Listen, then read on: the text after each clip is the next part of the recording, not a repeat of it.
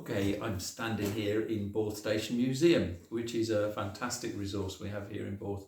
It's a heritage centre that was developed by volunteers, and we make use of 3 offices in the old railway station, and it's full of all kinds of lovely historical stuff. One of the most significant and probably my favourite items that we have here was something that we purchased with museum funds, and it's the original clock, which was probably put in about 1870. We haven't actually got a record, but this was installed by the Cambrian Railways to keep time for the railway, and also to operate a clock on the other side of the wall, which runs in reverse. So it's a neat bit of Victorian engineering. A really important piece of equipment for the station, and I suppose in the long run for everybody else as well. Not everybody had clocks anyway, and as we probably know, the introduction of the railways meant that we had standard time all over the country, and that was quite significant, particularly in an area around here where there weren't any factories or monasteries or anything else that had to keep regular time. So this was one of the first devices, I guess, in the area that kept regular time. This used to be wound up by the station master every week, sort of religiously, and still keeps fantastic time.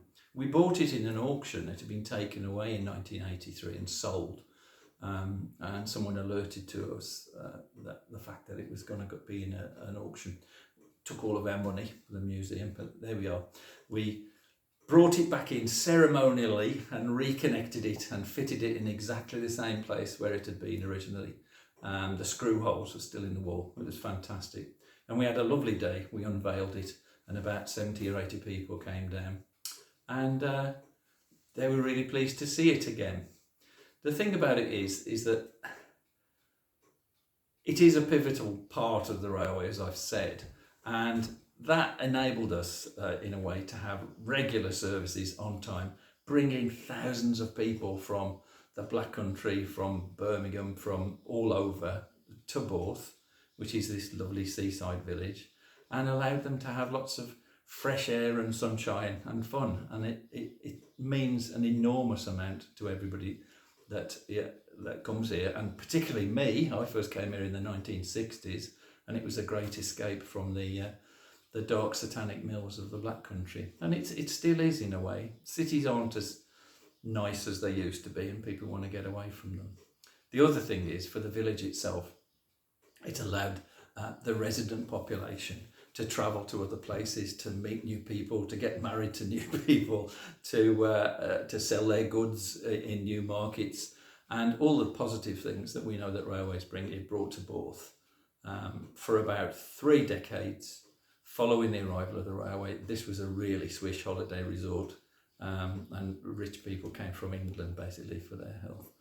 Then we had the dark days of the first half of the 20th century, which kind of disturbed everything a bit. And then afterwards we had the caravans, and we had the bed and breakfast, and people still coming and enjoying it. It's a significant place, and I love it. It ticks away.